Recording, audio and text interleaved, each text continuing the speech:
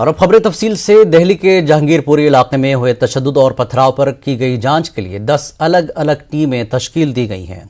Delhi police ने इस सिलसिले में मुकदमा दर्ज कर लिया है और 14 लोगों को गिरफ्तार कर लिया है। तशद्दुद ज़दा इलाके में पुलिस बल बड़ी तादाद में तैनात किए गए हैं। इस तशद्दुद में 8 पुलिस एहलकार समेत 9 अफराद जख्मी हुए। देखिए, यहाँ पर जिस तरीके से जहांगीरपुरी में कल घटना हुई थी और उसके बाद यहाँ पर जिस तरह के हालात हैं, चप्पे चप्पे पर पुलिस तैनात है, रास्तों को बंद कर दिया गया है, मस्जिद हो या मंदिर हो तमाम लोगों को अंदर रहने के लिए कहा गया है। तो यहाँ पर अमन कमेटी के लोग पहुंचे हैं और यहाँ पर जायजा ले रहे हैं और ये कोशिश की जा रही है कि यहाँ पर जो तमाम चीजें हैं उनको जो है बेहतर किया जाए, अमन व अमान को बेहतर किया जाए। तो आप लोग बताएंगे कि किस तरीके से आप लोग यहाँ पर ये दौरा करने आए हैं, क्या मकसद है? यहाँ लोग बहुत सालों से, जब से जहांगीरपुरी बनी है तभी से लोग बहुत ही प्यार से, बहुत ही अमन से, चैन से रहते आ रहे हैं और यहाँ कभी किसी तरह का वाद विवाद नहीं हुआ है। और हम अभी भी ये चाहते हैं, कोई भी मुद्दा हुआ हो, कोई मसला हुआ, जो ये हुआ ये बहुत गलत हुआ। ये इस जहांगीरपुरी के लिए, इस इलाके के लिए, शहर के लिए अच्छा नहीं हुआ। और हम चाहते हैं कि लोग यहाँ फिर जैसे अमन से, चैन से, खुश होकर एक सौहार्द में रहते थे, लोग यहाँ रहे। यही हमारी एक इच्छा है, यही हमारी एक सोच और यही हम लोग चाहते हैं। प्रशासन से किस तरह की बातचीत हुई है आपकी और इस चीज को लेकर किस तरीके से उस एक साथ दोनों समुदाय को लाने की कोशिश की जा रही है? प्रशासन को भी हम यही बात को कहने जा रहे हैं कि हम यहाँ पर अमन और चैन चाहते हैं, जो यहाँ पर था, और हम उम्मीद करते हैं आगे भी अमन चैन रहेगा। और हमसे जो मुमकिन मदद हो, प्रशासन को भी हमसे मुमकिन मदद चाहिए, हम उसके लिए भी तैयार हैं।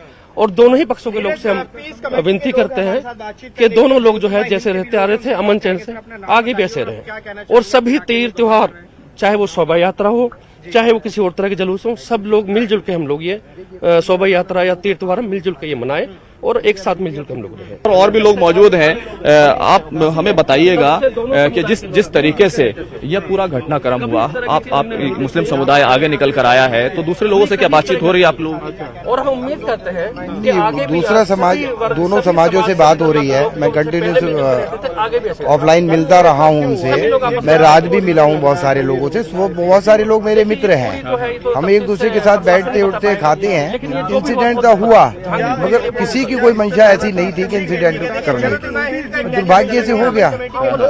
उसके ऊपर सबको पछतावा है और सब लोग चाहते हैं कि अमन रहे। क्या बातचीत हुई है कि वो लोग भी आपके साथ आएंगे और माहौल को शांत करने की कोशिश करेंगे? बिल्कुल बिल्कुल, चाहे किसी भी पार्टी का हो, चाहे किसी भी धर्म का हो, कोई भी जहांगीरपुरी के अंदर वायलेंस नहीं चाहता और सब एकजुट एक दूसरे से मिलकर के काम कर रहे हैं।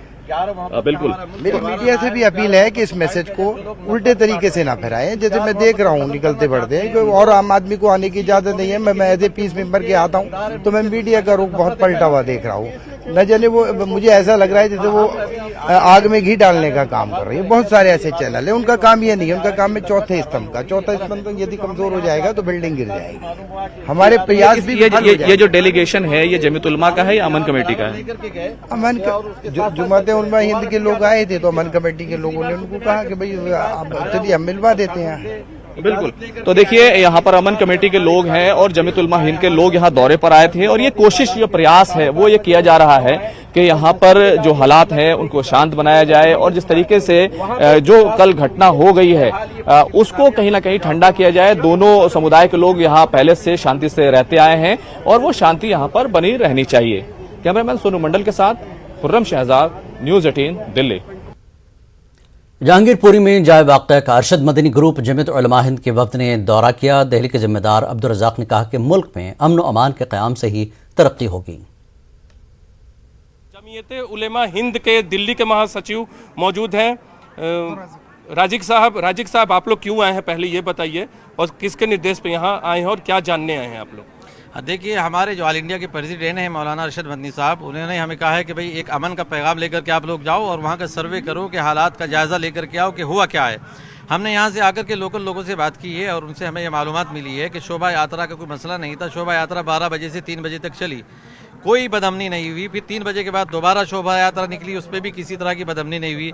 5:30 बजे कुछ लोग आए हैं जो मस्जिद में घुसने की कोशिश कर रहे थे, जिसका प्रूफ है देखो, ये भगवा झंडे पड़े हुए हैं कि वो झंडा लगाने की कोशिश कर रहे थे, और ये पत्थर पड़े हुए हैं, ईंट पत्थराव। यहाँ से बदअमनी जो है वो 5:30 बजे जब एक मोब अंदर घुसने की कोशिश कर रही है, वहाँ से दोनों तरफ से पथराव हुआ है, वहाँ से ये बदअमनी फैली है। और हम यही पैगाम लेकर के आए कि इस बदअमनी को ख़त्म किया जाए, नफरतों को ख़त्म किया जाए, प्यार और मोहब्बत के साथ इस मुल्क में रहना है। जब भी हमें इस मुल्क से सच्ची वफादारी हमारी यही है कि हम प्यार और मोहब्बत के साथ रहें। राजिक साहब, ये भी कहा जा रहा है कि अंसार, जिसे गिरफ्तार किया दिल्ली पुलिस ने, अंसार के साथ एक छोटे समूह की पहले बहस हुई और वो बहस इतना बड़ा रूप ले ली कि 2 समूह के बीच लड़ाई में तब्दील हो गई, पत्थरबाजी हुई, सबके हाथों में हथियार थे। दूसरे पक्ष की तरफ, दूसरे पक्ष से भी हमने बात किया, इस पक्ष से भी। उस पक्ष का कहना है कि इधर के लोगों ने पथराव किया, यहाँ बहुत लोग ऐसे हैं जो बांग्लादेशी हैं, वो इस तरह की घटना में शामिल रहते हैं। यहाँ के पार्षद ने भी ऐसी ही बात बताई। तो आपको लगता है कि जो आपके पास जानकारी आई है वो पूरी तरह से सत्य है, या आप दिल्ली पुलिस से अपील करेंगे कि सच सामने आए? देखिए, हम सियासी बयान देने नहीं आते, सियासी लोग कौन क्या कह रहा है। हमने जो कहा है एक प्यार का और मोहब्बत का पैगाम लेकर के, अमन की अपील करने आए हैं। मस्जिद में ये भगवा झंडे जो है मुसलमान तो नहीं लगाएगा अपने आप, तो दोनों तरफ से कसूर दोनों तरफ से होगा। यकीनन जो भी कसूरवार है उनके खिलाफ कार्रवाई हो, वो किसी भी धर्म का हो। अलबत्ता जो बेकसूर है उनके खिलाफ कोई कार्रवाई नहीं होनी चाहिए। और यही हमारे मुल्क की तहजीब है कि प्यार को, मोहब्बत को, नफरतों को ख़त्म करना होगा। प्यार मोहब्बत के ज़रिए से, प्यार मोहब्बत का पैगाम आम देना होगा। हर एक मज़हब दूसरे के मज़हब का अदब करे, एक दूसरे इंसान को इंसान समझे, ना कि ये समझे कि दूसरे मज़हब का आदमी है। एक दूसरे के त्यौहार में भी खुशी में शरीक होना चाहिए। आज सब लोग, चाहे GH ब्लॉक की बात करें, C ब्लॉक जहां हम लोग मौजूद हैं, अपनी गलियों में कैद हैं। सड़कों पे तो आप और हम मौजूद हैं, लेकिन बाकी लोग गलियों में कैद हैं। हाँ बिल्कुल, यही इसका नुकसान यही नहीं होता कि सिर्फ लोकल लोग, जहाँ भी दंगा होता है लोकल लोगों का नुकसान है। हमारे मुल्क के अंदर जब भी बदअमनी होगी, भाई गवर्नमेंट का भी नुकसान होगा, मुल्क आगे बढ़ने से रुकेगा। अगर हम मुल्क से यकीनन प्यार करते हैं तो फिर ये बदअमनी ख़त्म करनी होगी, तभी मुल्क से सच्ची वफादारी, आगे मुल्क बढ़ेगा हमारा। तो ये जो मुट्ठी भर लोग हैं जो नफरतों को बांटते हैं, हम उन नफरतों को मोहब्बत से ख़त्म करना चाहते हैं। हम नफरत का जवाब नफरत से नहीं, हम नफरत का जवाब मोहब्बत से और पैगाम जो प्यार से देंगे। ये हमारी जमीयत का पैगाम है, ये हमारे अरशद मदनी का पैगाम है। उसी पैगाम को लेकर के हम आए और हमने पुलिस से ये भी अपने जो है अपील की है कि नाइंसाफ़ी किसी के साथ नहीं होनी चाहिए, कोई भी हो, कसूरवार को नहीं बख्शा जाना चाहिए। हम हमेशा मजलूम के साथ खड़े, किसी जालिम के साथ हम नहीं खड़े। जो भी कसूरवार हैं उनके खिलाफ कार्रवाई होनी चाहिए। तो बिल्कुल, ये पत्थर जो दिख रहा है, ये जो झंडे आपको दिख रहे हैं, इससे फेंकने के लिए जो भी जिम्मेदार है, किसी भी समूह का हो, किसी भी धर्म का हो, उसके खिलाफ कार्रवाई होनी चाहिए। इसी पैगाम के साथ अब्दुल राजिक साहब यहाँ पहुंचे हैं और लोगों से अपील कर रहे हैं, दिल्ली पुलिस से भी अपील करी है कि जो भी गुनाहगार है उसके खिलाफ कार्रवाई हो, क्योंकि सच सामने आना चाहिए। और इस तरह की घटनाओं से न सिर्फ एक इलाके का नुकसान होता है बल्कि पूरे देश का नुकसान होता है। कैमरा पर्सन राजेश के साथ Neeraj Kumar, news 18 India, Delhi. Congress leader Randeep Singh Surjewala ने कहा कि दिल्ली और मुल्क के दीगर हिस्सों में तशद्दुद के वाक़यात पर हुकूमत की खामोशी तशवीशनाक है। रणदीप सिंह सुरजेवाला ने हफ्ते को दिल्ली के जहांगीरपुरी में पेश आए पुरतशद्दुद वाक़यात पर तशवीश का इजहार करते हुए कहा कि हुकूमत इस मामले में बेहिस हो गई है, इसलिए दिल्ली के लोगों को अपनी फिक्र करनी चाहिए और इसके लिए उन्हें बाहमी हम आहंगी को बरकरार रखना चाहिए। उन्होंने इस वाक़े पर हुकूमत पर तनकीद करते हुए कहा कि इक़्तिदार में हसासियत की खामोशी है।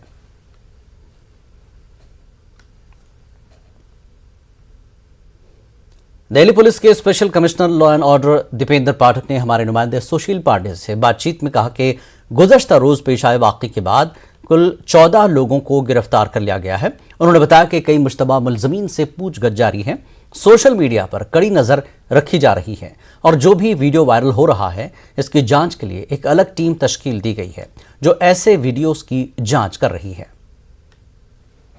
गिरफ्तारियां हुई हैं, उनसे इंटरोगेशन चल रहा है, पूछताछ चल रही है। बाकी और जो तमाम जो CCTV है या जो वीडियो फुटेजेस हैं या ह्यूमन इंटेलिजेंस उस पर काम चल रहा है। लोगों के फर्दर आइडेंटिफिकेशन का और जो न्यूएंसेस है, जो किस तरह से ये अनफॉर्चुनेट इंसिडेंट हुआ उसके बारे में बेहतर तरीके से और ट्रूथ जानने का वो वो प्रोसेस ऑन है। Sir, thank you. Social media पे जिस तरह तमाम वीडियोस चल रहे हैं उनके लिए आप क्या कहेंगे और क्या आपकी टीम इस पर जांच कर रही है?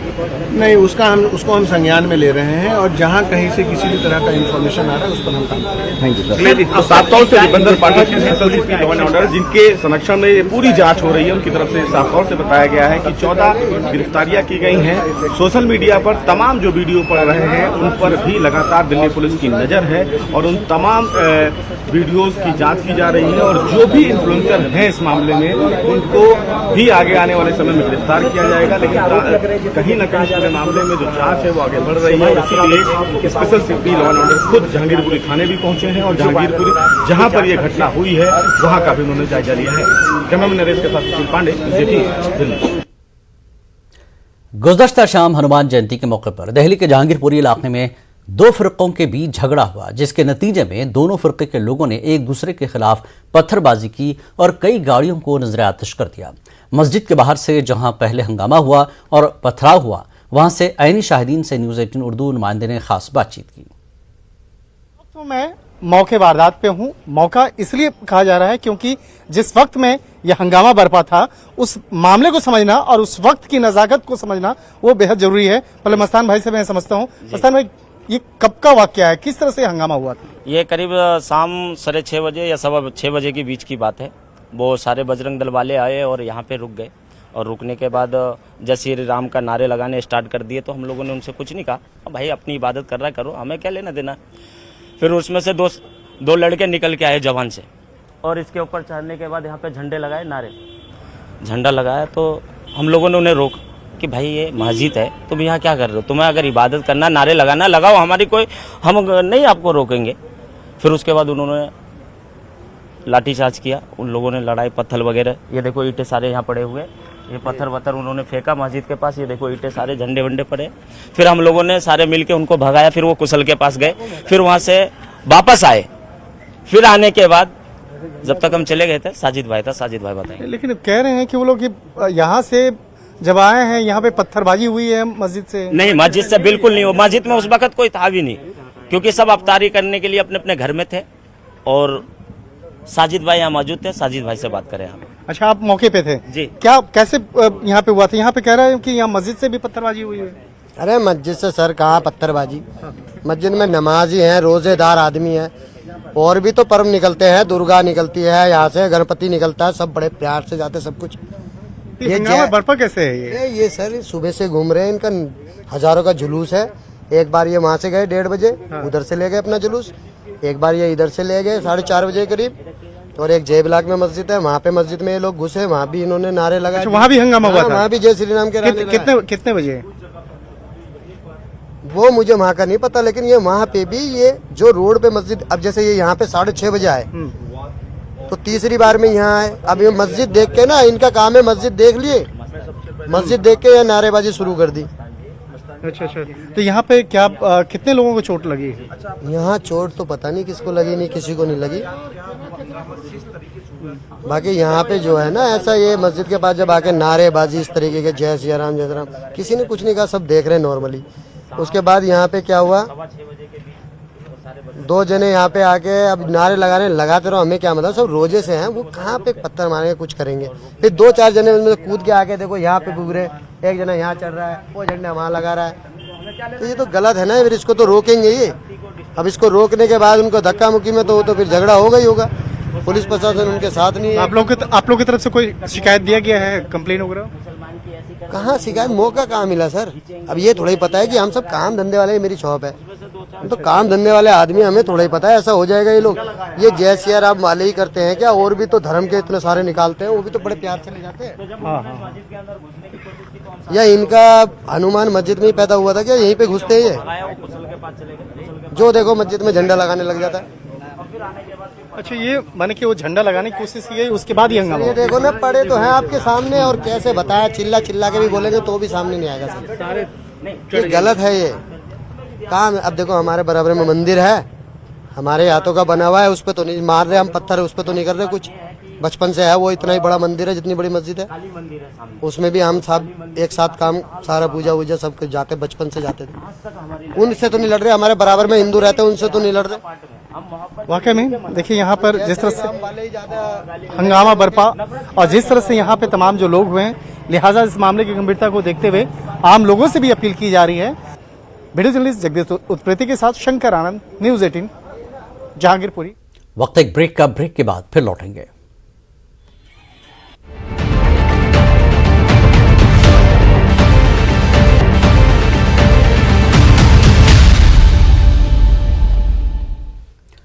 कर्नाटक में हिजाब तनाज़े के दरमियान 22 अप्रैल से पीयूसी दुवम के इम्तिहानात शुरू हो रहे हैं।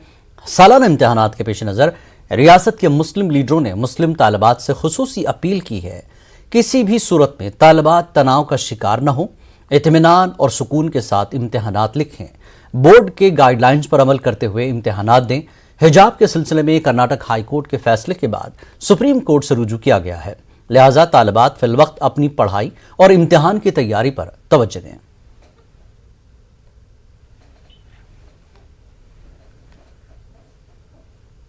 ये शर्त जिद मत कीजिए, अपने इम्तिहान बहुत इम्पॉर्टेंट है, इम्पॉर्टेंट बहुत इम्पॉर्टेंट है और इस्लाम इसकी इजाज़त देता है। इस्लाम इसकी ऐसे हालात में वो बग़ैर हिजाब के भी जाके इम्तिहान लिख सकते हैं, वो बहुत अहम है। जैसा कि इस्लाम में अगर ऐसी ज़रूरत मजबूरी है तो कोई हराम चीज़ भी हलाल हो जाती है टेम्पररी, तो वो हम सोच के वो करना है। स्टेट गवर्नमेंट अभी कोर्ट के आदेश के, हाई कोर्ट के आदेश के जैसे 10th स्टैंडर्ड का इश्यूज कैसे था, गवर्नमेंट कॉलेज में सिर्फ गवर्नमेंट का यूनिफॉर्म, प्राइवेट कॉलेज में प्राइवेट कॉलेज का यूनिफॉर्म क्या है वो सोचते वही है, और प्राइवेट कॉलेज का स्टूडेंट्स दूसरा एग्जामिनेशन सेंटर जाने के टाइम एक कॉलेज का यूनिफॉर्म क्या है वो वेर सकता है, जा सकता है। वही 10th में था, वही आदेश इसमें भी आएगा, कोई कंफ्यूजन नहीं होना है। पीयूसी के जो इम्तिहानात आ रहे हैं उसमें भी मैं अपील करता हूं कि बड़ी सोच समझ के साथ तालिब इल्म जाएं और एग्ज़ाम में पूरी तैयारी के साथ जाकर कामयाबी से बैठकर अपने अपने आंसर शीट को लिखें, और जो भी मामलात होंगे इंशाल्लाह वो कोर्ट का आर्डर भी है, हाई कोर्ट का आर्डर भी है, जिस अब वो आर्डर का मतलब मैनेजमेंट को भी दिया गया है कि जो भी मतलब उनका यूनिफॉर्म का मतलब प्रोसीजर है वो प्रोसीजर को फॉलो करें। और उसके साथ साथ मैं ये भी एतमाद दिलाना चाहता हूं कि जो SLP पेंडिंग है सुप्रीम कोर्ट के अंदर। जहांगीरपुरी तशद्दुद मामले में बयानबाजी शुरू हो गई है। इलाके की बीजेपी काउंसलर गरिमा गुप्ता ने एक मखसूस बिरादरी पर इल्जाम लगाते हुए बड़ा बयान दिया है। उन्होंने इल्जाम लगाया कि कुछ लोग खुद ही परचम के साथ हाथ में तलवारें लेकर चल रहे थे। मस्जिद के अतराफ जो भी हुआ उसमें वही लोग शामिल हैं। यहाँ पर गरिमा गुप्ता जो बीजेपी की काउंसलर हैं और यहाँ पर भी जय श्री राम के नारे भी लगा रही थी, तो ये हमें ये बताइए कि आप लोग यहाँ क्या मैसेज लेकर आए हैं? देखिए, हम मैसेज आपके माध्यम से हम सभी लोगों को ये बताना चाहते हैं कि कल जो घटना हुई है वहाँ पे ये शोभा यात्रा निकल रही थी, बिल्कुल शांतिपूर्वक था और नियमों के अनुसार था, तभी एक यात्रा थी। अगर दंगे होते तो सिर्फ दंगे ही होते, फिर क्यों यात्रा निकलती? तो मगर मैं बताना चाहूंगी जो ये विशेष समुदाय के लोग जो कि हमेशा देश भर में जो भी ऐसी घटनाएं होती हैं उनमें इनका हाथ होता है और ये देश विरोधी घटनाओं में हमेशा शामिल रहते हैं, उन्हीं लोगों ने कल भी इस चीज को अंजाम दिया है। और मोस्टली इसमें ये जो अवैध ये जो बांग्लादेशी हैं यहाँ पे रह रहे हैं, ये इनका सबसे बड़ा हाथ है। अभी हम लोग बात कर रहे थे यहाँ के लोगों से, जो मुस्लिम समुदाय के लोग हैं उन लोगों से बात की है। उन लोगों ने कुछ ऐसे वीडियो दिखाए हैं और कुछ ऐसी बातें कही हैं कि एक तो यहाँ पर पुलिस मौजूद नहीं थी जब यहाँ पर शोभा यात्रा 3 मरतबा निकली है, और दूसरे हथियार लेकर के शोभा यात्रा में बहुत सारे लोग आए हुए थे। जी देखिए, हथियार वाली बात तो ये है कि यहाँ पे अगर वो मैं बताना चाहूंगी जो विशेष समुदाय के लोग हैं जो ये कर रहे हैं, उन्होंने ही भगवे वो पहनकर और उन्होंने ही इस चीज को अंजाम दिया है। तो ये बात पूर्णतः सच है और यहाँ के लोकल रेजिडेंट विशेष समुदाय के लोग ही भगवा पहनकर हथियार लेकर चल रहे थे। जी जी जी, और ये नहीं चाहते सब कुछ शांतिपूर्वक रहे, क्योंकि हम तो हमेशा शांति चाहते हैं और सब खुश रहें, सब कुछ शांति से रहे, यही हमारा मोटिव है।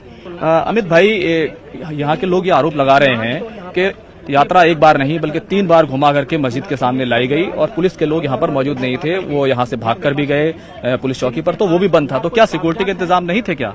पूरे इंतजाम थे सिक्योरिटी के। और जो 3 बार यात्रा की बात है, वो बात ये है कि हनुमान जी की जोत हर घर में जलती है और पूरी जहांगीरपुरी में छोड़कर अगर आप पूरी दिल्ली में देखेंगे सब जगह शोभा यात्रा थी। कहीं 10 आदमी ने निकाली, कहीं 50 आदमी ने निकाली, कहीं 100 आदमी ने निकाली। और दूसरी बात ये कहते हैं कि हमारे पास हथियार थे शोभा यात्रा वालों के पास। एक बात बताओ, अगर उनके पास हथियार होते और वो इस तैयारी में होते तो क्या वो जवाब नहीं देते? कहीं वीडियो में ये आया है कि कहीं से शोभा यात्रा करने वालों ने कोई जवाब दिया है। एक आरोप ये भी लगाया कि मस्जिद में यहाँ भगवे झंडे पड़े हैं और उसके अलावा वहाँ बोतल पड़ी है और वहाँ पर भगवा झंडा लगाने की कोशिश की गई, गेट तोड़ने की कोशिश की गई। सर, आप खुद भी लाके कुछ भी रख दो और किसी भी तरह का इल्जाम लगा लो, उससे कैसे बेनिफिट निकालोगे आप? अगर ऐसा करना होता तो पूरे हिंदू समाज में अगर इस तरह का किसी ने सोचा होता तो पूरे दंगे जहाँ भी होते वहाँ सिर्फ हिंदू नजर आता। अभी 14 लोगों की गिरफ्तारी हुई है, तो क्या आपको लग रहा है कि जो कार्रवाई है वो सही रुख पर है? कार्रवाई ये प्रशासन बताएगा सही रूप पर है। जब रिपोर्ट आएंगी, जब चार्जशीटें चार्ज लूंगी तभी पता लग पाएगा। अभी मामले को किसी तरीके से शांत कराया, इस तरीके से गिरफ्तारियां हो रही हैं। इसमें सही लोग और गलत लोग सभी गिरफ्तार होंगे। जो सामने आएंगे एक बार सबको गिरफ्तार किया जाएगा। उसके बाद जो आगे प्रशासन कार्रवाई करेगा वो किस रूप में जाएगी वो प्रशासन ही बता सकता है। एक लास्ट सवाल हम यहाँ से देख रहे हैं, यहाँ से थोड़ी आगे यहाँ पर काली माता का मंदिर भी है, फिर मस्जिद है, तो यह पहली मर्तबा ऐसा हुआ है या पहले भी इस तरह के क्लैशेस होते रहे हैं? सब जगह होते हैं, पूरे हिंदुस्तान में हो रहे हैं। और दूसरी बात है, कल आप वीडियो देखो ना, पूरी शोभा यात्रा की जो झांकी थी वो तोड़ दी गई। वो क्या हिंदू खुद तोड़ेंगे? और फिर ये कह रहे हैं कि हमने झंडे लगाने की कोशिश करी यात्रा वालों ने। तो ये बड़े सवाल हैं और सवाल दोनों तरफ से पूछे जा रहे हैं। हालांकि यहाँ पर जो गरिमा गुप्ता है उन्होंने एक बड़ा सवाल और बड़ा आरोप लगाया है कि जिन लोगों ने जो तलवार लेकर लोग दिखाई दे रहे हैं, वीडियोस में दिखाई दे रहे हैं, वो खुर्फ एक विशेष समुदाय के लोग हैं, वो मुस्लिम समाज के लोग हैं और उन्होंने खुद ही अपने गले में भगवा झंडे लिए हैं और तलवार लेकर वही लोग निकल रहे थे। कैमरामैन सोनू मंडल के साथ खुर्रम शहजाद, न्यूज़ 18 दिल्ली। साबिक मरकजी वजीर सीएम इब्राहिम जेडीएस कर्नाटक के रियासती सदर मुकर्रर किए गए हैं। एचडी देवेगौड़ा और एचडी कुमारस्वामी की मौजूदगी में उन्होंने ओहदे की जिम्मेदारी संभाली। बेंगलुरु में वाक़ जेडीएस के दफ्तर में एक तकरीब मुनक्किद की गई जिसमें सीएम इब्राहिम को कर्नाटक जनता दल सेकुलर के रियासती सदर का ओहदा तफवीज़ किया गया। वज़रे के चंद रोज़ कबल सीएम इब्राहिम ने कांग्रेस के आला लीडरान के रवैये से नाराजगी का इजहार करते हुए पार्टी रुकनियत से इस्तीफा दे दिया था।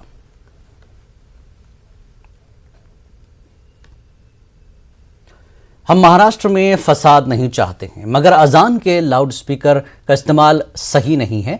मजहब कानून से बड़ा नहीं होता। इन ख्यालात का इजहार आज एमएनएस के सरबराह राज ठाकरे ने किया है।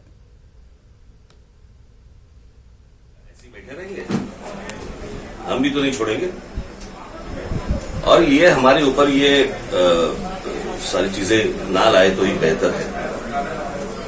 हम लोग शांति चाहते हैं। हम किसी की प्रार्थना को हम लोग बंद नहीं करना चाहते या उसके खिलाफ नहीं है।